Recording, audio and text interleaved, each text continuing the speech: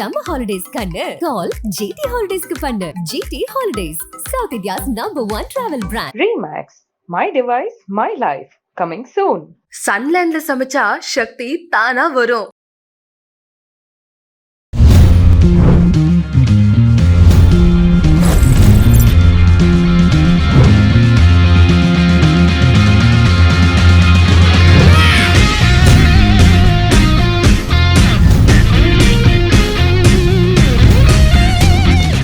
இதுக்கு முன்னாடி நான் ஒரு பென்ஸ் வச்சிருந்தேன். அப்போ எனக்கு ஒரு 4 படம் ஓடலை. அப்போ எனக்கு தெரியாம அந்த காரை வித்துட்டாங்க. இருக்க என் ஒய்ஃபுக்கு அது இருந்தது, அதனால தான் வீலாம் போட்டு விட்டேன் கொஞ்ச நாளைக்கு. அந்த வி சிம்பல் இல்ல விஜய் சேதுபதி. உங்களோட பிளேலிஸ்ட் என்னவா இருக்கும்? ஆர்ஜே சாரோட 12B படத்துல லவ் பண்ணுன்னு ஒரு சாங், அது போட்டு நான் வந்து வைப் பண்ணிட்டு இருக்கேன். அந்த பாட்டு ரொம்ப பிடிச்சிருச்சு. ஷூட் பண்ணது வாய்ப்புக்காக எவ்வளவு நாள் தேடிட்டு இருந்தீங்க? மணிஷர் ஆபீஸ் வரைக்கும் வந்து உட்கார்ந்து மிஸ் பண்ணிட்டாரு மணி. நீங்க வேற. அதே கீர்த்தி ஷெட்டியோட நெக்ஸ்ட் ஹீரோயினா வரும்போது ஒத்துக்கிட்டீங்களா நீங்க? இல்ல அது டிஎஸ்பி படத்துக்கு பொண்டாம் சார் தான் வந்து சஜஸ்ட் பண்ணாரு. அவங்கள கிளைமேக்ஸ் அப்போன்னு சொல்லியிருக்கேன், என்ன உங்க அப்பாவா நினைச்சுக்கோமா, ஃப்ரீயா நடிமா. நானே அவர்கிட்ட சொல்லியிருக்கேன் நான் உங்க அப்பாவை நினைச்சுக்கோன்னு. அப்புறம் நானே இப்படி அவர்கிட்ட வந்து முதல்ல காசிப் பரம்பரை கொஞ்சம் பிரச்சனை ஆச்சு. அப்போ கொஞ்ச நாள் அப்படியே எதையா சொல்லி சமாளி. முதல் தடவையா காசிப் வந்தப்போ எப்படி நீங்க எக்ஸ்பிளைன் பண்ணீங்க? எதையா சொல்லி சமாளிக்கிறது. எப்படி சமாளிக்கிறதா? சமாளிக்கிறது. பிருத்திவிராஜ் சொல்லியிருக்காரு, எங்க அப்பா இல்லைன்னா நான் சினிமாக்கு வந்திருக்கவே மாட்டேன். பட் சூர்யா சொல்றாரு, எங்க அப்பா பாதை வேற, நான் வேற. அவன் சொன்னது வந்து அவன் உன்னை பார்த்த மாதிரி என்ன பார்த்தானே என்கிட்ட அது கிடையாது. ஸோ நான் என்னோட அவன் பார்க்குறவங்க விஜய் சார், அஜித் சார் படம், ரஜினி சார் படம், இந்த மாதிரியான சீன்ஸ், ஆக்ஷன் சீக்வன்ஸ் பார்க்கலாம். அது அவனுக்கு சின்ன வயசுல இருக்கு. பவானி அடிக்கடி ஒரு நல்ல பழமொழிலாம் சொல்லுவார், கடல்ல போய் கால் நினைக்கணும்னா நச்சமா வந்தமான இருக்கணும், நம்மளும் சேர்ந்து கரைஞ்சிருவோம் ஜாக்கிரதை அப்படின்னு சொல்லுவாங்க. 96 ராம் ஜான் வந்து கல்யாணம் பண்ணிட்டு அவங்க பாட்டுக்கு சுகமா இருக்காங்க. நீங்க ஏன் கல்யாணம் பண்ணிக்கல? ஏன் இப்படி தனியா இருந்தீங்க இவ்வளவு வருஷம்? வணக்கம். உங்களை விஜய் சொல்லணுமா, விஜய் சேதுபதினு சொல்லணுமா, எப்படி கூப்பிடணும் உங்களை? விஜய் சேதுபதி, சேது. எனிதிங் சோ நல்லா இருக்கு பேரு. இன்னைக்கு வந்து ஒரு லக்ஸூரியஸ் காரு உங்களோடது, ஒரு மெர்சிடிஸ் பென்ஸ் உங்களோட கார் அப்படின்னு சொல்றாங்க. இந்த தமிழ் இண்டஸ்ட்ரியில வந்து மெர்சிடிஸ் பென்ஸ்னாலே ஒரு சென்டிமெண்ட், ஸ்டீரியோ டைப்பு, சாவித்திரியமா இருந்தாங்க, அவங்க கஷ்டப்பட்டாங்க அப்படின்ற மாதிரி இருக்கும். ஸோ இந்த சென்டிமெண்ட்லாம் எப்போ உடைய ஆரம்பிச்சது? இல்லை, இதுக்கு முன்னாடி நான் ஒரு பென்ஸ் வச்சிருந்தேன். அப்போ எனக்கு ஒரு 4 படம் ஓடலை. ஒரு பழைய பென்ஸ், எனக்கு பழைய பென்ஸ் ரொம்ப பிடிக்கும். அதை வாங்கி அதை ரெடி பண்ணி அதை வச்சிருந்தேன் நான். அப்போ எனக்கு தெரியாம அந்த காரை வித்துட்டாங்க. தெரியாம வித்துட்டாங்க. அப்புறம் நான் கேட்டேன், அதுக்கும் அந்த கார் என்ன பண்ணுச்சு, அது போய் அது மேல அந்த பழி போறது எந்த வகையில் நியாயம்? ஒன்று ஏன் தவறா இருக்கலாம், இல்லை நாங்கள் ஏறதோ காரணம் 1000 இருக்கு. நான் அறிவு சார்ந்து இருக்கிற வேலைகள் வந்து நிறைய இருக்கு. அதை சரி பண்ணாம இது மேல நம்புறது வந்து நல்லது இல்லை. அதனால எனக்கு அது மேல நம்பிக்கைலாம் கிடையாது. ஏதோ ஒரு பொருளோ ஏதோ ஒன்று வந்து இது பண்ணா அப்போ நம்ம கிட்ட தான் ஏதோ தப்பு இருக்கு, நம்மளை சரி பண்ண வேண்டியதான் வேலை இருக்க ஒழிய அந்த பழியை தூக்கி ஒரு பொருள் மேல போடுறது வந்து நியாயம் இல்லை அப்படின்னு. பட் இந்த மாதிரி சென்டிமெண்ட் அதெல்லாம் வந்து எடுக்க முடியாதுல்ல, நம்ம மனசுல இருந்து எடுத்தாலும் சுத்தி இருக்கிறவங்கள்ட்ட இருந்து எடுக்க முடியாது. ஸோ அதனால ஒரு நிர்பந்தங்கள் வரும். இருக்க என் ஒய்ஃபுக்கு அது இருந்தது, அதனாலதான் வீலாம் போட்டு விட்டேன் கொஞ்ச நாளைக்கு. அந்த வி சிம்பல் இல்ல விஜய் சேதுபதி. நான் விக்டரி நினைச்சேன். இல்ல வி. ஸோ அதனால வீண் போட்டிருந்தேன். அதுவுமே அவளுக்கு அந்த பயம் இருந்தது, இந்த மாதிரி எல்லாம் சொல்றாங்களே அப்படின்னு. அதெல்லாம் ஒன்றும் இல்லைம்மான்னு சொல்றதுக்கும் சரி அதை திருப்திப்படுத்தும் கொஞ்ச நாள் அதை போட்டிருந்தோம். அதுக்கப்புறம் அதை பண்ணி கொடுத்தவங்க சரியா பண்ணல, சரி திருப்தி போட்டாச்சு, வேற ஒன்றும் இல்லை. நீங்க ஃபர்ஸ்ட் ஹீரோவா நடிச்ச படம் தென்மேற்கு பருவக்காற்று. ஆமா, அது அந்த படத்தை நான் ரிவ்யூ பண்ணேன். ஆமா தெரியும். நான் வந்து இன்டர்வியூ எடுத்து ஹாஸ்டல் பேசி மேடம் நான் வந்து. ஆமா வந்தீங்க நீங்க. அந்த 14 வருஷம் முன்னாடி. ஆமா 14 இயர்ஸ் முன்னாடி வந்தது. ஆமா. சோ அப்போ உங்ககிட்ட நான் வந்து நல்ல கொஞ்சம் கைண்டா இருந்தேனா? நீங்க நல்லா பேசுறீங்க. நீங்க படத்தை பத்தி என்ன பேசுனீங்க தெரியல, ஆனா எனக்கு அது ஃபர்ஸ்ட் பண்ண எனக்கு எல்லா இடத்துலயும் பயந்தா இருந்தது. ஏன்னா என்ன பதில் சொல்றது பேசுறது எனக்கு தெரியாது. அதனால அதான் நான் யோசிச்சு பாக்குறேன். ரொம்ப வருஷம் ஆனதுனால மறதியில அந்த விஜய் சேதுபதியை நான் ஃபர்ஸ்ட் மீட் பண்ணப்போ நான் எப்படி பேசினேன் அப்படின்னு யோசிச்சு பாக்குறேன். எனக்கு ஞாபகமே இல்லை. சரி உங்ககிட்ட கேட்கலாம் அப்படின்னு. நல்லதான் போச்சு. அந்த மாதிரியாதையா நல்ல கைண்டா தான் இருந்தேன், அன்பா தான் இருந்தேன். ஸோ நல்லா இருந்தது உங்களோட பெர்ஃபார்மன்ஸ் எல்லாம் சொன்னேன்னா. இல்லை அன்னைக்கு நீங்கள் படம் பார்த்தீங்களான்னு தெரியல. பார்த்துட்டேன். ஆமாம் பாஸ். நான் பீட்சாவும் நான் ரிவ்யூ பண்ணேன் ஆமா. உங்களுக்கு. பீட்சா படம் பார்த்த அனுபவம் இருக்கு. It was fantastic. ஆமாம் ஆமாம். ரொம்ப நல்லா இருந்தது. இது தியேட்டர்ல போய் இது அம்மா பத்தின படம்னால என்னை தாண்டி சரணை மேடம் பத்தி நல்ல. ஆமா நிறைய. பட் உங்களையும் பத்தியும் நிறைய விஷயங்கள், நல்ல விஷயங்கள்லாம் சொன்னேன். ஸோ நீங்க சொன்னீங்க நிறைய படத்துல உங்களை ரிஜெக்ட் பண்ணிட்டாங்க அப்படின்லாம் சொல்லிட்டு. ஸோ வாய்ப்புக்காக எவ்வளவு நாள் தேடிட்டு இருந்தீங்க? யாரெல்லாம் மீட் பண்ணீங்க? பேரெல்லாம் சொல்ல வேண்டாம், பட் அந்த அனுபவம் மட்டும் சொன்னா போதும். மணி சார் ஆஃபீஸ் வரைக்கும் வந்து உட்காந்துருக்கேன். அங்கே ஒரு பையன் பாலாஜின்னு ஒரு பையன் இருக்கான், இருந்தான், இப்போ அங்கே இல்லை நினைக்கிறேன். அவன் என் கிளாஸ்மேட், அக்கௌண்டன்ட் அவன். அதனால வந்து உட்காந்தேன். அப்புறம் அவனை பார்க்க வந்தேன். உட்காந்துருக்கும் போது அந்த ரிசப்ஷன் லெஃப்டில் ஒரு சோஃபா இருக்கும். அப்போ வந்தேன்னு சொன்னாங்க, சார் வந்தாருன்னா எந்திச்சு வணக்கம்லாம் சொல்ல வேணாம், நீங்கள் வாட்டுக்கு உங்கள் வேலையை பாருங்க, அவர் வேலையை பார்ப்பார் அப்படின்னு சொல்லிட்டாங்க. அப்படிதான் அவங்க ராவணன் சமயத்துல இல்லையா? இல்லை, அதுக்கு முன்னாடி வந்து ராவணன் சமயத்தில் வந்தேன். அதுக்கு முன்னாடி வந்திருக்கேன். எனக்கு அவனை தெரியுங்கனால வந்து படத்துக்கு போட்டோ கொடுக்க வர்றதுங்கிறது ஒரு சோ மிஸ் பண்ணிட்டாரு மணி நீங்க வேற பண்றது. பட் மிஸ் பண்ணலையே செக்கச்சே வந்து வந்தாங்க. சோ அத மாதிரி வேற என்ன எவ்வளவு? இல்ல நான் நிறைய பேருக்கு போயிருக்கோம். 6 வருஷம் நான் ட்ரை பண்ணிருக்கேன். நீங்க இருந்தாலும் மணி சாரை சொல்லிக்கிறதுல எனக்கு சந்தோஷம், அதனால சொல்லிட்டேன். சோ கார்ல போயிட்டு இருக்கோம். இப்போ நீங்க போற உங்க லொகேஷனுக்கு நானும் வந்துட்டு இருக்கேன். சோ மெட்ராஸ்ல இருந்து கார்ல ராஜபாளையம் போனீங்களா? இப்போ கூட போயிட்டு வந்தேன் நான். இப்போ விடுதலை ஷூட்டு குற்றாலத்துல போச்சு. ஸோ போகிறவர்கள என் ஒய்ஃபுக்கு வந்து ஒரு வேண்டுதல் இருந்தது. எங்கள் குலதெய்வம் அங்கே இருக்குது, கோயில் இருக்குது, சீலூர் பக்கத்தில் தைலாகுளம்னு ஒரு ஊரில் இருக்குது. ஸோ காளி கோயில் போயிட்டு அப்படியே நான் போயிட்டு வரும்போது எங்கள் அத்தையெல்லாம் பார்த்துட்டு இருந்தேன். ஓகே, இன்னும் இருக்காங்க ரிலேட்டிவ்ஸ் எல்லாம் ராஜபாளையம் எல்லாரும் அத்தை சித்தப்பா. ஸோ இப்போ காரில் போகும்போது லாங் டிரைவ்ஸ், இப்போ முன்னாடி எல்லாம் ஷூட்டிங்லாம் 15 நிமிஷத்துல போயிடலாம் ஷூட்டிங்க்கு. இப்போ எல்லாமே 1.5 மணி நேரம் 2 மணி நேரம் அந்த மாதிரிலாம் இருக்கு. எனக்கு பிடிக்கும் கார்ல போறது. இப்போ மோஸ்ட்லி ஃப்ளைட்ல போறத விட நானே பை ரோட் போறது ரொம்ப பிடிக்கும். அதனாலதான் பை சேஃப்டி தான் அந்த காரை வாங்கினேன். எனக்கு லாங் டிரைவ் போறது பிடிக்கும். நான் ஓட்டிட்டு போவேன் வண்டியை. ஸோ நீங்க ஓட்டலன்னா சரி, நீ ஓட்டினாலும் சரி, எப்படி ஃபோன் கால்ஸ் அவங்கள வந்து பிஸியா வச்சுக்குமா, இல்ல மியூசிக் பிஸியா வச்சுக்குமா? பாட்டு தான். சில சமயம் பாட்டும் பிடிக்காது. மேக்ஸிமம் பாட்டு போடுவோம். சில சமயம் அமைதியா இருக்கு பிடிக்கும். எங்களுக்குள்ள பேசிட்டு போறது பிடிக்கும். அந்த மாதிரி ஏதாவது ஒரு. சரி, பாட்டு பிடிக்கும் அப்படின்னா என்ன உங்களோட பிளேலிஸ்ட் என்னவா இருக்கும்? உங்களுக்கு பிடிச்ச பிளேலிஸ்ட்? கண்டிப்பா ராஜா சார் இருப்பாரு. அதான் ராஜா சார் இல்லாம யாரோட பிளேலிஸ்டும் இருக்காது. கண்டிப்பா ராஜா சார் இருப்பாரு. எம்எஸ்வி பாடல் பிடிக்கும். எம்எஸ்வி பாடல்கள் உங்களுக்கு ரொம்ப பிடிச்ச பாட்டு என்ன? டக்குனு சொல்லுங்க. இப்போ இதுல மாலை பொழுதுன்னு மயக்கத்துல அருவா இருக்கும். இதுவும் நல்லா இருக்கும். பாடுவீங்களா? இல்ல அது இந்த மனம் படைத்தேன்னு ஒன்று நினைப்பதற்காகட்டும், நிறைய பாட்டு இருக்கு. இப்போ திடீர்னு வாலி சார் ஒரு இன்டர்வியூல வந்து நாளை என்று நான் ஒரு பாட்டு, சிவாஜி சார் 3 பேர் இருப்பாங்க, கன்வாஸ் சாருக்கு பதில் அவர் எழுதினாருன்னு சொன்னார். அந்த பாட்டை வந்து அந்த பாட்டை பார்த்துருக்கேன். நிறைய பாடல் இருக்கு, எனக்கு எது சொல்றதுன்னு தெரியல. ஆனா ஞாயிறு என்பது கண்ணா அவர் பாட்டு பிடிக்கும். ஏரமான் சார் பாட்டு ரொம்ப பிடிக்கும். இப்போ யாச்சி வந்து எனக்கு ரொம்ப பிடிக்கும். இப்போ அப்போ இப்போ ரீசெண்டாக வந்து எனக்கு தெரியல, ஒரு வாரமாக அந்த ஹாரிஸ் ஜெயராஜ் சாரோட 12B படத்தில் லவ் பண்ணுன்னு ஒரு சாங் இருக்கு. அது போட்டு நான் வந்து வைப் பண்ணிட்டு இருக்கேன். எனக்கு பாட்டு ரொம்ப பிடிச்சிருச்சு. ஷூட் பண்ணது இருக்கட்டும், ஷாம் சாரும் ஜோதிகா மேடம் முடிச்சிருப்பாங்க. there is something about Harris ஜெயராஜோட மியூசிக்ல ஒரு மாதிரி ஒரு லிங்கரிங்கா இருந்துட்டே இருக்கும். Something pleasant. எனக்கு அந்த இந்த பாட்டு ரீசெண்டா ஒரு வாரம் 10 நாள் அது ஒரு டெய்லி ஒரு 10 முறையா கேட்குறேன். ஏன்னு தெரியல, அந்த பாட்டு பார்க்கறதும் கேட்க ரொம்ப பிடிச்சிருக்கு. நீங்க கார் ஓட்டும்போது உங்க ஒய்ஃபை கூட்டிட்டு போவீங்களா? எல்லாரும் மோஸ்ட்லி நாங்க 4 பேர் போகும்போது வசதியா இருக்கும். மோஸ்ட்லி என் பொண்ணு முன்னாடி இருப்பா நான் ஓட்டும்போது. ரொம்ப ரொம்ப டைரக்ட் பண்ணுவாங்களா உங்களை? அப்படி ஓட்டி நோ ஃப்ரீயா ஓட்டுவாங்க அதெல்லாம் சொல்ல மாட்டேன். பட் அவங்க ஃப்ரெண்ட்ல எனக்கு பிடிக்கும். அதனால வந்து பேசிட்டு நாங்க 2 பேரும் பேசிட்டு ரொம்ப பிடிக்கும். So between son and daughter நீங்க யாருக்கிட்ட ரொம்ப ஈஸியா பேசுவீங்க? 2 பேர்ட்டையும் தான் பேசுவேன். யூசுவலி சொல்வாங்க டாட்டர்ஸ் தான் ஃாதர். இல்ல 2 பேர்ட்டையும் நிறைய பேசுவோம் நாங்க. அது கேர்ள் பேபியா இருக்கனால அதிகமா கொஞ்சிறது பேம்பர் பண்றது. பட் நான் 2 பேரையும் அதை பண்ணுவேன். இந்த ஜெனரேஷன் கேப் பாக்குறீங்களா உங்க பசங்களுக்கும் உங்களுக்கு நடுவுல?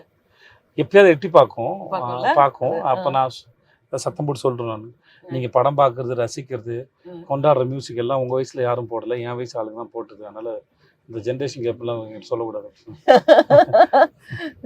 ஸோ அதனால நீங்க ரசிக்கிறது உங்க அடையாளமா இல்ல யாருக்காவது நீங்க ஃபேனா இருக்கிறீங்க, அவங்க யாரும் உங்க வயசு ஆளுங்க இல்லை.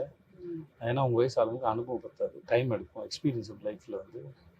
அதனால வந்து அது சீரியஸா எடுத்துக்கிறாங்களா அவங்க? ஆ? அது சீரியஸா எடுத்துக்கிறாங்களா? இல்லை, எப்பவுமே பேரண்ட்டை வந்து எல்லார் வீட்லையும் நடக்கிறது.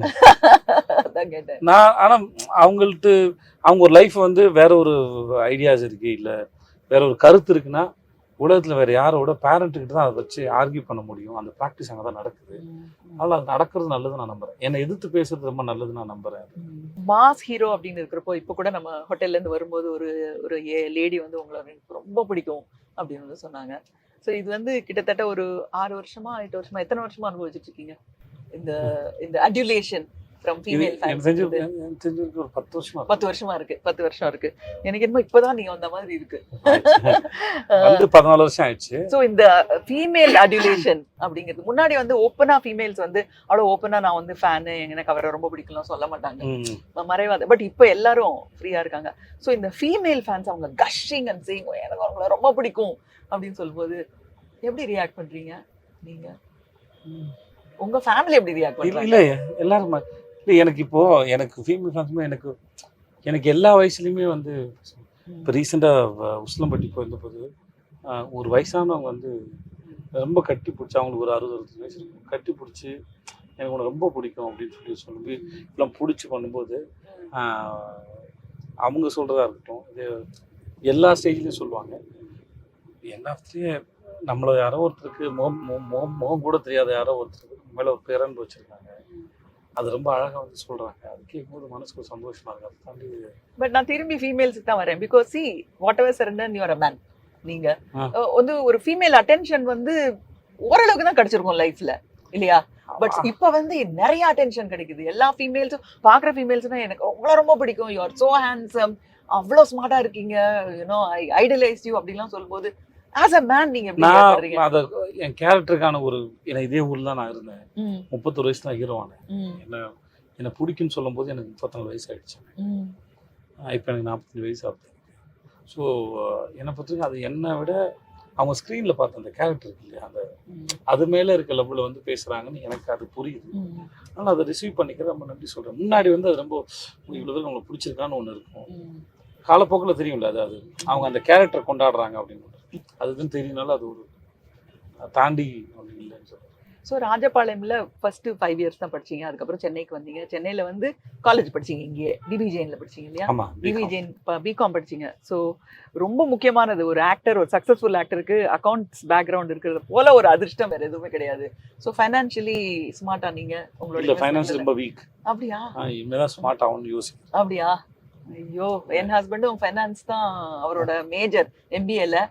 பட் அதை தவிர மற்றது எல்லாம் பண்ணிட்டு இருக்காரு. அதனால நானும் நான் மற்றவங்க கணக்கை ஒழுங்கா பார்த்துட்டு இருந்தேன். எனக்கு வரும்போது தான் ஒழுங்கா. அப்படியா? சிச்சோ, ஒரு நல்ல அந்த மாதிரி ஃபைனான்ஸ் அறிவு வர கடவை அப்படின்னு வந்து பிளஸ் பண்றேன். நிறைய கேரக்டர்ஸ் பண்ணீங்க நீங்க. 96ஓட ராம், விக்ரம் வேதாவோட வேதா, மாஸ்டரோட பவானி, அண்ட் சூப்பர் டீலக்ஸோட ஷில்பா. ஓகே, இப்போ வந்து நான் வந்து சில கேள்வி கேட்க போறேன். நீங்க வந்து அந்த கேரக்டரா பதில் சொல்ல முடியுமா? பண்ணலாமா? நானும் கேள்வி கேட்க முயற்சி பண்றேன். ஃபர்ஸ்ட் வந்து 96 ராம். ஓகே, ராம் ஜான் வந்து கல்யாணம் பண்ணிக்கிட்டு அவங்க பாட்டுக்கு சுகமா இருக்காங்க. நீங்க ஏன் கல்யாணம் பண்ணிக்கல? ஏன் இப்படி தனியா இருந்தீங்க இவ்வளவு வருஷம்? நான் ஜானுவோட தான் இருந்தேன். ஜானுவோட ஞாபகங்கள் இருக்கிறது எனக்கு போதுமானதாக இருந்தது. ஜானு எங்கூட இருக்கிறா இல்லைன்ற விட அவளோட ஞாபகத்தோடு இருக்கிறது வந்து எனக்கு ஒரு பெரிய துணையாக இருந்தது. கையில் ஒரு கேமரா வச்சுட்டு இருந்தீங்க. எனக்கு அது வேலைக்காக பண்ணது. பட் எனக்கு அது ஞாபகம் ரொம்ப சுகமாக இருந்தது. ஆனால் அதுவே போதுமானது. சரி ராம், ஒருவேளை ஜானு வந்து தன்னுடைய வாழ்க்கை எல்லாத்தையும் சிங்கப்பூர்ல விட்டுட்டு உங்க கூட வந்துருவாங்க அப்படின்னு சொல்லி அவங்க முடிவு பண்ணாங்கன்னா நீங்க வந்து அதுக்கு சரின்னு சொல்லியிருப்பீங்களா? அதுக்கு என்ன காரணம் தெரியாமல் அதுக்கு என்னால் சரின்னு சொல்ல முடியாது. ஏன்னா என்னுடைய சந்தோஷமே ஜானு சந்தோஷமாக இருக்கிறத பற்றி தான் இருக்குது. ஸோ அதனால் அவன் எனக்காக எதையும் இழக்கிறதுனா.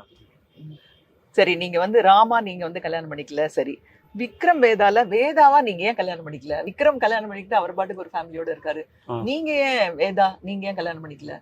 அது ஒன்றும் இல்லைங்க. கல்யாணம்னு ஒன்று பண்ணோன்னா அதுக்கப்புறம் வந்து அது கட்டுப்படணுன்ற ஒரு கட்டாயம் இருக்குது.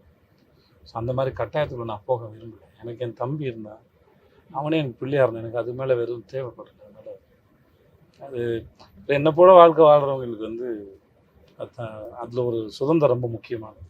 Okay okay. ஸோ கதை சொல்றது வேதா, நீங்க வந்து கதை சொல்லியே வந்து கதையை முடிச்சிடுறீங்களே, இந்த கதை சொல்றதை எங்க இருந்து கத்துக்கிட்டீங்க? ஏன்னா அந்த மனுஷங்களுக்கு சாதாரண சொன்னால் புரிய மாட்டேங்குது, அதனால ஏதாவது ஒரு கதை சொல்ல வேண்டியதாக இருக்கு. ஏன்னா அவங்க கதை கேட்டு பழகணும்னால நான் கதை சொல்லி பழகிட்டேன். சரி, ஷில்பாவுக்கு வரலாமா? சொல்லுங்க. ஷில்பா வந்து சொல்றாங்க, மத்தவங்க எல்லாம் தெய்வம்னு பாக்குறது எனக்கு கல்லாதான் தெரியுதுன்னு சொல்றாங்க ஷில்பா. ஏன் அப்படி? எதனால அப்படி சொல்றாங்க ஷில்பா? அப்படி சொன்னாங்களா? அப்படி சொன்னாங்க. ஷில்பா வந்து நான் ஒரு கல்லை கட்டி பிடிச்சிக்கிட்டேன் அப்படின்னா அவரு மிஸ்கின் சார் கேட்பாரு, அதுல ஏதாவது சாமியா என்னன்னு கேட்பாரு. இல்ல அது வெறும் கல்லு தான் சாமி அப்படின்னு சொல்லுவாங்க. ஆமா, அவன் சொல்லுவான். அவருக்கு வந்து காப்பாத்துனதுனால கண்டிப்பா அது கடவுளா இருக்கும்னு அவர் சொல்றாப்புல. அவங்க சொல்லுவாங்க இல்ல சாமி அது வெறும் கல்லு தான், அதை பிடிச்சிக்கிட்டாங்க. அவர் அந்த மாதிரி ஒரு மாயத்தையும் மந்திரத்தை, அவர் ஒரு மேஜிக் அவர் எதிர்பார்க்கிறாரு. அந்த கேரக்டர் அவருடைய மிஸ்கின் சாரோட கேரக்டர் எதிர்பார்க்குது. இது யதார்த்தத்தை சொல்லுது, என்னை காப்பாத்தாமா. அது எந்த ஒரு கடவுள் உருவத்திலும் இல்லாத ஒரு சாதாரண கல்லு தான். அங்க ஒரு பாறாங்கல் மாதிரி ஏதோ இருக்கு, அதை ஷில்பா கட்டி பிடிச்சிக்கிட்டாங்க. அதுல அதெல்லாம் ரம்யா கிருஷ்ணன் கூட சொல்லுவாங்க இந்த மாதிரி, சரி ஓகே கரடி பொம்மை கட்டி பிடிச்சா என்ன பண்ணிக்கலாம் அப்படின்னு. அது உங்களுடைய கற்பனை, நம்மளுக்கு தேவைப்படுது. ஓகே, இப்போ நான் ஷில்பா பாயிண்ட் ஆஃப் வியூல இருந்தோ இல்லை ஏதோ ஒரு உணர்ந்த மாதிரி சொல்றதா இருந்தது. என்ன சொன்னா, நமக்கு ஒரு துணை தேவைப்படுது, ஒரு மாரல் சப்போர்ட் ஒன்று தேவைப்படுது. வாழ்க்கையில் நம்ம உடஞ்சி உட்காரும் போது இல்லை முன்னேறி போகும்போது ஒரு பிடிப்பு ஒன்று தேவைப்படுது. அதுக்கான ஒரு சப்போர்ட் தான் கடவுள்னு ஷில்பா நம்புறாங்க கூட வச்சுக்கோங்க. இது என்னோட புரிதலை சொல்கிறேன். அது தாண்டி வந்து அதுதான் எல்லாமே அப்படின்னு நம்புறதை விட அது ஒரு சப்போர்ட்.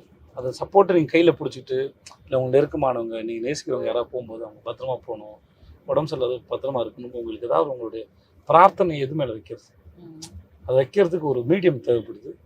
அந்த மீடியம் தான் கடவுள்னு ஷில்பா பார்க்கலாம். ஸோ ஷில்பால இருந்து கொஞ்சம் விஜய் சேதுபதி கொள்ளலாம். உங்களுடைய நம்பிக்கை ஃபெய்த் எவ்வளவு தூரம் இருக்கு? என்னோட நம்பிக்கை வந்து மனுஷங்க தான். இப்போ வரைக்கும் நான் இங்கே இருக்கிறேன், பிழைக்கிறேன்னா யாரோ ஒரு மனுஷன் எங்கே ஒரு இடத்துல என்னை இங்கேருந்து தம்பி அந்த பக்கம் போனோம்ப்பா இடுவேன்ப்பா அப்படி எல்லாரும் கற்றுக் கொடுத்ததையும் சொல்லி கொடுத்து வச்சு தான் இருக்கிறேன். இந்த உலகத்தில் இங்கே வாழ்கிறதுக்கு சக மனுஷன்தான் உங்களுக்கு சாமியாகவும் தான், உங்களுக்கு இல்லைன்னு அவன் தான் நான் நம்புகிறேன். அது எல்லாமே அவன் சக மனுஷன் தான் நம்புகிறேன். இன்னைக்கு இருக்கிற இந்த அரசியல் சூழ்நிலையில உங்களை மாதிரி இப்போ இப்படி மனுஷனை நம்புகிறேன், நான் வந்து மற்ற ரிலீஜியஸ் பிலீஃப் அப்படின்னு சொல்றதுக்கு ஒரு சுதந்திரம் இருக்குன்னு நினைக்கிறீங்களா? கண்டிப்பாக இருக்குது, எப்பயுமே இருக்குது. அதெல்லாம் இல்லைன்னா இருக்கு. நான் சொல்லியிருக்கேன் இப்போ திடீர்னு இல்லாத மாதிரி தோணுது. ஏன்னா செக்குலரா இருந்தா அது வந்து தவறுன்ற மாதிரி இல்ல. நான் சொல்லிட்டு என்ன மாதிரி நிறைய பேர் சொல்லிட்டு தான் இருக்கிறாங்க, அதுல ஒண்ணும் கிடையாது. நாங்க வந்து என்னை பொறுத்த வரைக்கும் இல்லைன்னு சொல்றது இல்லை, அது சொல்ல வரல.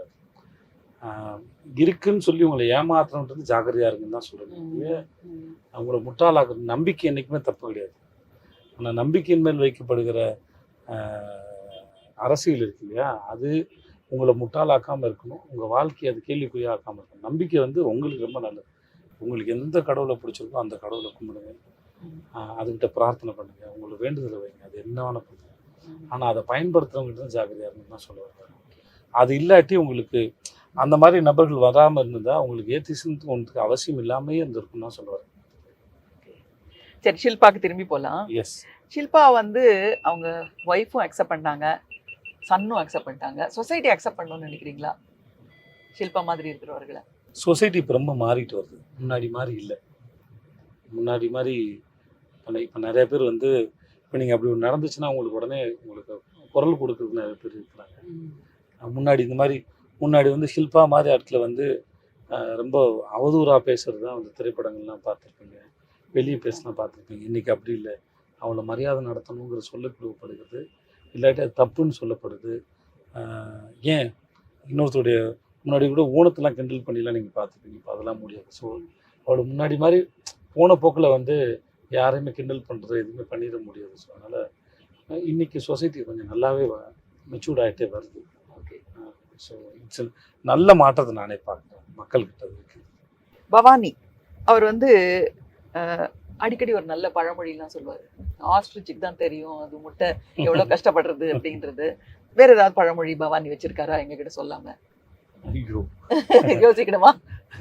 நான் இந்த மாதிரி ஃப்ளோவில் எதையாவது ஒன்று சொல்லுவேன். இப்போ கடலில் போய் கால் நனைக்கணும்னா நச்சமாக வந்தமான இருக்கணும், நம்மளும் சேர்ந்து கரைஞ்சிருவோம் ஜாக்கிரதை அப்படின்னு சொன்னாங்க. இந்த மாதிரி எதையாவது சொல்லி விடுவேன் நான் அவருக்கு. எதையாவது எதையாவது ஒரு ஃப்ளோவில் வரும் அது. என்னது ஏனோ தானோ எருமையில் போனோம்னா வரக்கூடாது, ஒழுங்காக வாங்க சீக்கிரம் வாங்க அப்படின்னு சொல்லுவாங்க. இது மாதிரி ஏதோ ஒரு ஃப்ளோவில் வர்றதான். ஓகே. ஸோ இப்போ ஒரு ஒரு ஒரு ரொம்ப ஃப்ராங்காக ஒரு கேள்வி கேட்குறேன் நான். இப்போ இவ்வளோ நேரம் உங்களோட பேசிட்டு இருக்கிறது மட்டும் கிடையாது, உங்களோட படத்தில் பார்க்கும்போதும் சரி, உங்களோட பர்ஃபார்மன்ஸ் பார்க்கும்போது நீங்கள் வந்து ஆவரேஜ் பர்சன் கிடையாது, சம்திங் டிஃப்ரெண்ட் ஃப்ரம் ஆவரேஜ் தான். ஸோ நான் தமிழில் கேட்குறத விட இங்கிலீஷில் சொல்லிடுறேன். So harsh how to you suffer fools இல்லையா? திடீர்னு வந்து எதையோ சொல்லுவாங்க, அட்வைஸ் கொடுப்பாங்க, நம்ம ஏதோ பண்ணிட்டு இருக்கும்போது அவங்க வேற ஏதோ சொல்லுவாங்க, நம்மளோட வாழ்க்கையில இருக்கிற போக்க மாத்துறதுக்கு அவங்க ட்ரை பண்ணுவாங்க.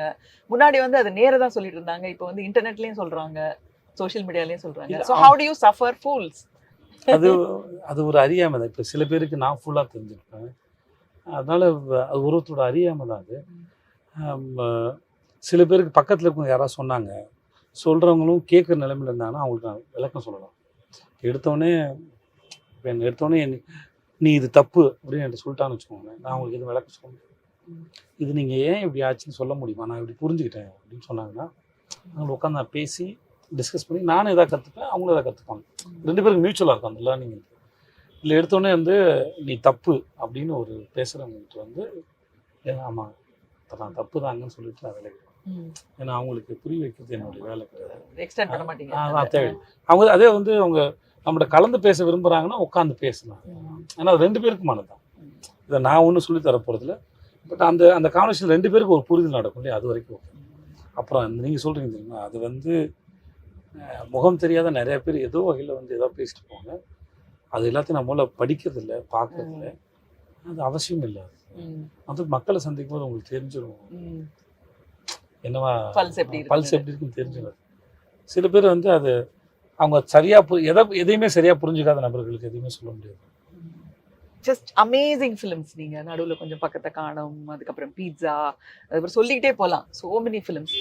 திடீர்னு தெலுங்குல போய் ஆக்ட் பண்ணுறீங்க உப்பேனால, ஹீரோயினோட அப்பாவா கீர்த்தி ஷெட்டியோட, அங்கே வந்து சூப்பர் ஹிட். ஸோ அந்த சாய்ஸ் எப்படி, அந்த படம் ஹிட் ஆகுது எப்படி, இதெல்லாம் வந்து ஒரு ஒரு சந்தர்ப்பம் அப்படின்னு சொல்லணுமா, இல்லை ப்ரீ பிளான்டுன்னு சொல்லணுமா? அதெல்லாம் வாழ்க்கையோட ப்ரீ பிளான்டாக இருக்கலாம், நமக்கு அது சந்தர்ப்பமாக இருக்கும் நினைக்கிறேன். ஏன்னா அங்கே அப்போ நான் சங்கத்தமிழில் ஒரு படம் அடிக்கும்போது அங்கே ஹைதராபாத்தில் ஷூட் போயிட்டு இருக்கு. சுகுமார் சாரோட அசிஸ்டன்ஸ் கதை கேட்கணும், சுகுமார் சார் சொன்னாங்க. சரி ஓகே, அவர் பெரிய மனுஷன் சார் சொன்னார்னு சொல்லிட்டு உட்காந்து கதை கேட்டது. எனக்கு அந்த பையன் கதை சொன்னது ரொம்ப பிடிச்சது, அவனோட பேஷன் ரொம்ப பிடிச்சிருந்தது. உனக்காக நான் பண்ணேன். அப்போ என்கிட்ட டேட் சுத்தமாக இல்லை. அவன் வந்து விக்ரம் வேதாக்கெல்லாம் முன்னாடியே வந்து என்னோட படத்தை வரைஞ்சி சொல்லியிருக்கான், நான் விஜய் சேது தான் நடிப்பார் அப்படின்னு. அவனோட கான்ஃபிடன்ட் எனக்கு ரொம்ப ஆச்சரியமா இருக்கு. அதே கீர்த்தி ஷெட்டியோட நெக்ஸ்ட் ஹீரோயினா வரும்போது ஒத்துக்கிட்டீங்களா நீங்க? அவங்க ஆக்ட் பண்ணாங்களா உங்க கூட ஹீரோயினா? இல்ல அது இப்பதான், அது அப்படி இல்லை. அது டிஎஸ்பி படத்துக்கு பொண்டாம் சார் தான் வந்து சஜஸ்ட் பண்ணார் அவங்கள. ஸோ இப்போதான் பொண்ணா நடித்தேன், எனக்கு பொண்ணா நடித்தாங்க, உடனே எப்படி சார் அது சார். ஸோ அந்த மாதிரி விஷயம்லாம் பார்க்கணும், even though it is not real. இல்லை இப்போதான் நடிச்சிருக்கேன், அதுக்கப்புறம் எப்படி உடனே அதில் நடிப்பு தானே. ஆனால் இப்போதான் நடிச்சிருக்கேன். நடிக்கும்போது வேற நான் அந்த பொண்ணுகிட்ட சொல்லியிருக்கேன், கிளைமேக்ஸ் அப்போன்னு சொல்லியிருக்கேன், என்ன உங்கள் அப்பாவா நினச்சிக்கோமா, ஃப்ரீயாக நடிமா அப்படின்னு சொன்னேன். நானே அவர்கிட்ட சொல்லியிருக்கேன் நான் உங்கள் அப்பாவை நினச்சிக்கோன்னு. அப்புறம் நானே எப்படி அவர்கிட்ட வந்து ஹஸ்பண்ட் சொல்ல முடியாதா? சொல்ல முடியாது. ஓகே. அதுலயும் ஒரு சில வேல்யூஸ் எல்லாம் இருக்கு. உங்களை பார்க்கும்போது, உங்களோட லைஃப் பார்க்கும்போது எனக்கு மம்முட்டி, நாகார்ஜுன்லாம் கொஞ்சம் ஞாபகம் வரும். ஏன்னா அவங்களும் வந்து கல்யாணம்லாம் ஆகி லவ் மேரேஜ் எல்லாம் முடிச்சு அதுக்கப்புறம் தான் சினிமாவுக்கு வந்தாங்க. அவங்க சினிமாவுக்கு வந்தப்போ அவங்க ஒய்ஃப்ஸ் வந்து பயந்தாங்க, வேண்டாம் இந்த ப்ரொஃபஷன் அப்படின்னு. உங்க ஒய்ஃபும் அப்படிதான் இருந்திருப்பாங்கன்னு நினைக்கிறேன். ஸோ அது மாதிரி தானா? சொல்லுங்க. இல்ல அவங்களுக்கு இஷ்டம் இல்லை, சுத்தமா இஷ்டம் இல்லை தான். வேண்டாம், சுத்தமா இஷ்டம் இல்லை. நான் ஹீரோ ஆனதே அவங்களுக்கு தெரியாது. அது முதல்ல நான் ஷூட்டிங் போயிட்டேன், முடிச்சுட்டு வந்ததுக்கு தான் சொன்னேன் நான் இந்த மாதிரி ஒரு படம் நடிச்சிருக்கேன் அப்படின்னு சொல்லிட்டு. அவளும் நினைச்சா சரி கொஞ்ச நாள் இருந்தாலும் எப்படினாலும் வீட்டுக்கு வந்துடுவான், பெருசாக ஒன்றும் வாய்ப்பு இருக்காது அப்படின்னு நினச்சிருந்தா. நான் திடீர்னு ஒரு நாள் ஹீரோ ஆகிட்டேன். அது கொஞ்சம் பிரச்சனைலாம் ஆச்சு, அப்புறம் அப்படியே பழகிட்டாங்க. அப்புறம் காசு முதல்ல காசி பரம்பரை கொஞ்சம் பிரச்சனை ஆச்சு. அப்புறம் கொஞ்ச நாள் அப்படியே இதையா சொல்லி சமாளிக்கணும். இதான் மம்முட்டி வந்து சொல்லியிருக்காரு, இந்த மாதிரி என் ஒய்ஃப்க்கு நான் நடிக்கிறது இன்ட்ரெஸ்டே இல்லை, பட் என்ன பண்றது, ஷி லவ்ஸ் மீ, வேற வழியில ஒத்துக்கு தான் ஆகணும், இப்போ வரைக்கும் ஷி சஃபரிங் மீ அப்படின்னு சொல்லி சொல்றாரு. அது எல்லாருக்கும் இருக்குது. நாகார்ஜுன் ஒய்ஃப் அப்படிதான். ஸோ உங்க ஒய்ஃபை நீங்க எப்படி மீட் பண்ணீங்க? லவ் பண்ணீங்களா? அரேஞ்ச் மேரேஜா? எப்படி? நான் எடுத்து சொல்லி இது நான் துபாயில் இருக்கும்போது இன்டர்நெட்ல யாவ் சாட்ல மீட் பண்ணி போஸ்ட் பண்ணி லவ் பண்ணி. ஓ லவ்லி. ஓகே. அது ஒரு 5 months நடந்துருச்சு அது. அதனால அவளுக்கும் என்ன பெருசா தெரியாது. எந்த நானும் பல சமயம் கேட்டிருக்கேன், நான் எந்த தைரியத்துல நான் கல்யாணம் பண்ண ஒத்துக்கிட்டான்னு எனக்கே தெரியாது. அது எல்லா ஆண்களுக்கும் இல்ல நான் சந்தேகம் தான். இல்ல நீங்க வந்து ஐன்ஸ்டைன் கிட்ட இருந்தாலும் அதே தான் சொல்லுவாங்க, பாலச்சந்தர் கேட்டாலும் அதே தான் சொல்லுவாங்க, காந்தி அதே தான் சொல்லிருப்பாரு. எனக்கு அது தெரியல அவங்க என்ன சொல்லுவாங்க. ஆனா எனக்கு 5 மாசம் தான் எங்களோட பேசியிருக்கா, அது நேர்ல பாக்கல. ஸோ நான் வரதுக்கு முன்னாடி கல்யாணம் ஃபிக்ஸ் ஆயிடுச்சு, கல்யாணத்துக்கு தான் நான் வந்தேன் நான். ஸோ நேர்ல பார்க்காத ஒரு ஆளை வந்து இந்த ஃபோன்ல பேசிட்டு நேர பார்க்கவே இல்லை, நேர பார்க்கல, காஃபி ஷாப்லாம் போய் அப்பலாம் ஒண்ணுமே இல்லை. எல்லாமே ஃபோன்ல பேசினது, ஃபோன் அதுவும் நான் பேச ஆரம்பிச்சு ஒரு 15-20 daysல வீட்டில் சொல்லிட்டேன் நான் கல்யாணம் பண்ண போறேன்னு. ஸோ ரொம்ப 20 நாள் தானே ஃபோன்ல பேச ஆரம்பிச்சு. அதுக்கப்புறம் அது ஒரே பொண்ணு தான். இந்த ரிஸ்க்கு ஒரு அது ரொம்ப ரிஸ்க்கு தான். அது ஒரு ஏதோ வகையில் அமைஞ்சிருச்சு. இப்படி இல்லாமல் போயிருந்தா இந்த ஒரு 7 வருஷம் வந்து அவங்களுக்கு அந்த மேபி தோணிடலாம், இந்த 7 வருஷம் வந்து தப்பான டெசிஷன் எடுத்துன்னு கூட தோணிடலாம். நான் கல்யாணம் பண்ணி நான் அந்த சினிமான்னு சுற்றும்போது லைஃப் ஒரு பெரிய கேள்விக்குறியா இருந்துச்சு இல்லையா, அப்போ கூட தோணிடலாம் தப்பான. ஏன்னா என்கிட்ட அதை சொன்னதில்லை, எந்த சூழ்நிலையும் வந்து எனக்கு கல்யாணம் பண்ணது தப்புன்னு சொன்னதில்லை. ஸோ ஏதோ மம்முட்டி சார் சொன்ன மாதிரி தான் பொறுத்துக்கிறாங்க, மன்னிச்சுக்கிறாங்க. பட் உங்களோட சக்சஸ் எல்லாம் என்ஜாய் பண்றாங்களா? அந்த பெருமைகள் எல்லாம் என்னன்னா என் மேல விடுற கல்லடிகளும் அவங்களுக்கு காயப்படுத்துது எல்லாரும். அதனாலதான் அது வெறும் இது மட்டும் இல்லை. அதனால மோஸ்ட்லி வந்து நான் வந்து தேவையில்லாத விமர்சனங்களை பார்க்காம இருக்கிறது ஒன்றும் பிரச்சனை இல்லை. அதுதான் என்னை சார்ந்து இருக்கிறத நான் பார்த்துக்கிறேன், நீங்க அதை பத்தி கவலைப்படாம இருக்குன்னு சொல்லுவேன். காசிப்னு சொன்னீங்க, முதல் தடவையா காசிப் வந்தப்போ எப்படி நீங்க எக்ஸ்பிளைன் பண்ணீங்க அவங்களுக்கு? பிகாஸ் இப்போ எங்க அம்மாவே வந்து எங்க ஃபேமிலியை பத்தி போட்டாங்கன்னு தான் சொல்றாங்க எங்க அம்மாவே. நான் சொல்லி நான் முன்னாடி நிக்கிறேன், என்ன நம்ப மாட்டேங்கிறீங்க, அவங்க எழுதுறதா நம்புறீங்கன்னு எங்க அம்மாக்கே சொல்ல வேண்டியிருக்கு. அவங்க 3 தலைமுறையா பாத்துட்டு இருக்காங்க. இல்ல அதுலயே நிறைய இருக்கும்போது அவங்க நம்பாத சிலதும் அவங்களுக்கு நல்லா தெரிஞ்ச விஷயமே மாத்தி எழுதுக்கிறதுலாம் பார்த்துருப்பாங்க. அதனால வந்து அதை வச்சு எதையா சொல்லி சமாளிக்கிறது. எப்படி சமாளிக்கிறதா? சமாளிக்கிறதா. சரி சரி, வைஃபை சமாளிப்பீங்க, குழந்தைங்களை எப்படி சமாளிக்கிறீங்க? எல்லாரையும் சமாளிச்சிருவாங்க. அவங்களுக்கு தெரியுமா நீங்க சமாளிக்கிறீங்கன்னு? இல்ல அவங்க மோஸ்ட்லி அவ்வளவு கேட்க மாட்டாங்க. அப்ப அவங்க குழந்தைங்க, இப்ப அவங்க வளர்ந்துட்டாங்க, இன்னும் கொஞ்சம் புரிஞ்சுப்பாங்க. ஓகே, சமாளிக்க வேண்டிய சந்தர்ப்பம் வரல, வளர்ந்துட்டாங்களே இப்போ அவங்க. ஒரு மாதிரி ஒன்னொன்னு சொல்லுவேன், சிலதுக்கு ஆமான்னு சொல்லுவேன், சிலதுக்கு இல்லைன்னு சொல்லுவேன். பிருத்திவிராஜ் சொல்லியிருக்காரு, எங்க அப்பா இல்லைன்னா நான் சினிமாக்கு வந்திருக்கவே மாட்டேன்னு. பட் சூர்யா சொல்றாரு, எங்க அப்பா பாதை வேற, நான் வேற, அதுக்கு எனக்கு சம்பந்தம் இல்லைன்னு சொல்றாரு. உங்க பார்வையில நீங்க என்ன நினைக்கிறீங்க? பிகாஸ் நீங்க செல்ஃப் மேட், எங்க இருந்தோ வந்து சினிமாக்குள்ள வந்தவர், நீங்க இதை பத்தி என்ன நினைக்கிறீங்க? இப்போ நீங்க சொன்னீங்கல்ல டாக்டரா இருந்தா டாக்டர் ஆசைப்படுறதுல, அது அந்த மாதிரி அப்பா என்னவாக இருக்கோ அந்த மாதிரி பிள்ளைகள் ஆசைப்படுறது சாதாரண விஷயம் தான். இப்போ டாக்டரா இருக்கிற பிள்ளை இல்லை இன்ஜினியர் இருக்கிற பிள்ளை இன்ஜினியர் ஆகணும்னா அவங்க படிச்சு அவங்க அதை ப்ராக்டிஸ் பண்ணி தான் ஆக முடியும். அதே மாதிரி தான் ஒரு ஆக்டரோ டைரக்டரோ இருக்கணும்னா அவங்க அதை தயார்படுத்திக்க அதில் ஆக முடியாதுங்கிறது எனக்கு நம்பிக்கை. அப்படி வந்து எல்லாரும் இங்கே சக்ஸஸ் ஆகலை. ஏன் சக்ஸஸ் ஆனவங்க ஏன் கம்மியாக இருக்காங்கன்னா, யாராக இருக்குன்னா அதை புரிஞ்சுக்கிறாங்களோ அவங்க தான் இங்கே இருக்க முடியும்.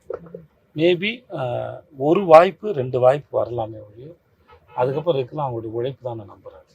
அவங்களோட சொந்த உழைப்பு, சொந்த அறிவு, அது இருந்தால் நாளைக்கு என் பிள்ளையாக இருந்தாலும் அதுக்கு அறிவுனா தான் சரிவாக முடியும். அதுக்கிட்ட கடின உழைப்பு தான் சரிவாக முடியும். Just like that. வேணா ஒரு வாய்ப்பு கிடைக்கலாம். நான் என்ன முன்னாடி சொன்னேன், நான் கண்டிப்பாக அவனை வச்சு படம் எடுக்க மாட்டேன், ஆனால் அது அந்த ஐடியாவே கிடையாது.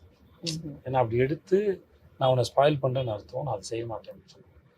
அது உங்களுக்கு நிஜமாகவே அப்படி என்ன இருந்ததுன்னா நிஜமாக தேடி அதை புரிஞ்சுக்கிட்டா தான் இங்கே வாழ முடியும். ஒரு வாய்ப்புனால இங்கே பொழைச்சிட முடியாது. இங்கே சர்வைவ் ஆகணும்னா அதுக்கு நீங்கள் உழைக்கணும் கண்டிப்பாக.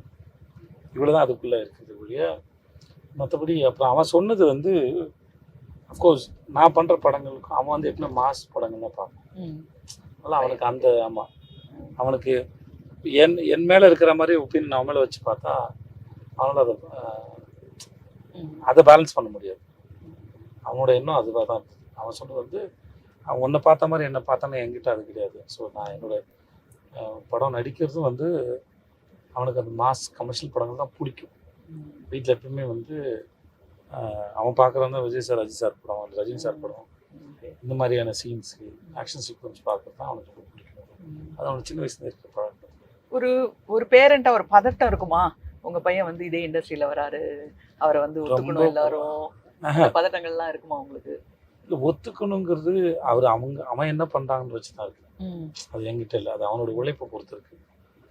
நான் முன்னாடி என்ன சொல்லியிருந்தேன்னா, அவன் மியூசிஷியன் ஆக சொல்லி ரொம்ப கட்டாயப்படுத்திட்டு இருந்தேன். நான் ஆக்டர் ஆக வேணாங்கிறது என்னுடைய எண்ணம். மியூசிஷியன் ஆகணுங்கிறது என்னுடைய எண்ணமாக இருந்தது. ஆனால் அது நடக்கலை. நான் வந்து மியூசிஷியன் ஆகிட்டு ரொம்ப ஃப்ரீயாக இருக்கலாம், அந்த ஒரு வைபே ரொம்ப நல்லா இருக்கும் அப்படின்னு என்னுடைய, அது எந்தளவு சரின்னு தெரியாது, என்னோடய ஒப்பீனியன் அதுவாக இருந்தது. நான் ஜஸ்டின் பிரபாகரன்லாம் ஒரு வாரம் அனுப்பியிருந்தேன். போய் அப்படி மெல்ல இருந்து அப்படியே கற்றுப்பாங்க. ஒரு வாரம் 10 நாள் தான் போனாங்க. அப்புறம் வந்து அதுதான் கண்டினியூ பண்ணல. நான் கேட்டேன், இந்த மாதிரி வேலைக்கு சேர்த்து போயிருப்பேன் இந்த +2 லீவில் நினைக்கிறேன், அதனால போட்டோம் அப்படின்னு சொல்லிட்டு இருந்தேன். அதெல்லாம் இருக்குனால அவங்களோட இண்டஸ்ட்ரி அவங்களோட சாய்ஸ் தானே அது. ஸோ அது இருந்தாலும் அது அவனுக்காக தான் வந்தது. இது வரைக்கும் அவன் 3 படம் நடிச்சிருக்கான். 3மே அது அவனுக்காக வந்தது தானே ஒழிய அது அவன் என்னவா பண்ணுறான்னு பார்த்தேன். நானும் அதை எதிர்பார்த்து தான் இருக்கேன், என்னவா பண்ணுறான், எப்படி வர போகிறான்னு பார்க்குறேன்.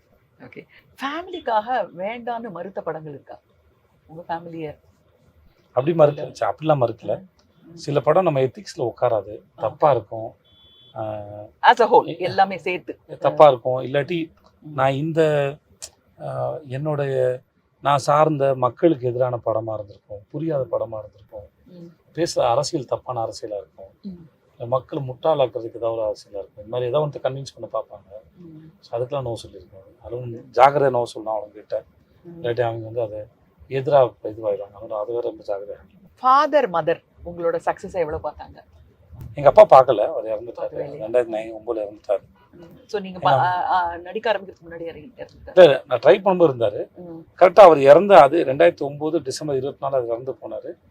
அதே டிசம்பர் 24 அடுத்த வருஷம் என் படம் ரிலீஸ் ஆச்சு. ஹீரோ நடிச்சு ஃபர்ஸ்ட் ரிலீஸ் ஆன படம் நடிச்சார்.